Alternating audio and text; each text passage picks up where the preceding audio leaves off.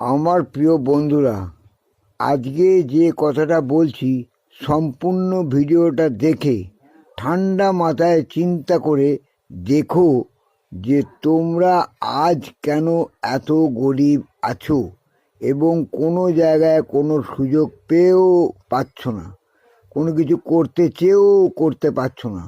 কেন তোমরা সব দিক থেকে পিছিয়ে পড়ে আছো এবং কেন তোমরা সমস্ত বিষয় থেকেই বঞ্চিত হয়েছ। যদি এটা পুরো শুনে বুঝতে পারো, আশা করি তোমরা কেউ আর কোনো গরিব থাকবে না। এবার শোনো, গরিব সন্তান হয়ে জন্মানো কোনো অপরাধ নয়। গরিব ঘরের সন্তান হওয়াটা একটা গৌরবের ব্যাপার, কারণ গরিবরাই হচ্ছে একমাত্র মানুষ যারা প্রত্যেকটা মানুষকেই সঠিক সম্মান দিতে এবং সঠিক জায়গায় সঠিক বাক্য প্রয়োগ করে তাদেরকে বলতে পারে, সম্বোধন করতে পারে। সেই জন্য গরিবদের আমি খুব শ্রদ্ধা করি এবং ভালোবাসি। এইবার শোনো, তুমি গরিব হয়ে জন্মেছ, সেটা কোনো অপরাধ নয়, কিন্তু প্রশ্ন একটাই, তুমি গরিব হয়ে জন্মেছ ঠিক আছে, কিন্তু তুমি বড় হয়ে যখন রোজগার করতে শিখবে, তুমি তখন কেন গরিব থাকবে?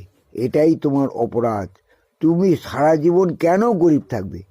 তার কারণ হচ্ছে কয়েকটা।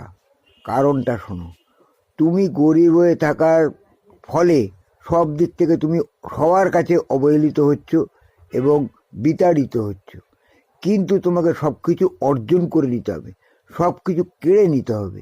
তার জন্য তোমার যোগ্যতা দরকার। তুমি যদি চেষ্টা না করো, তুমি যদি সামনের অন্ন ছেড়ে দাও, তাহলে তুমি তো বাবা গরিব থাকবেই।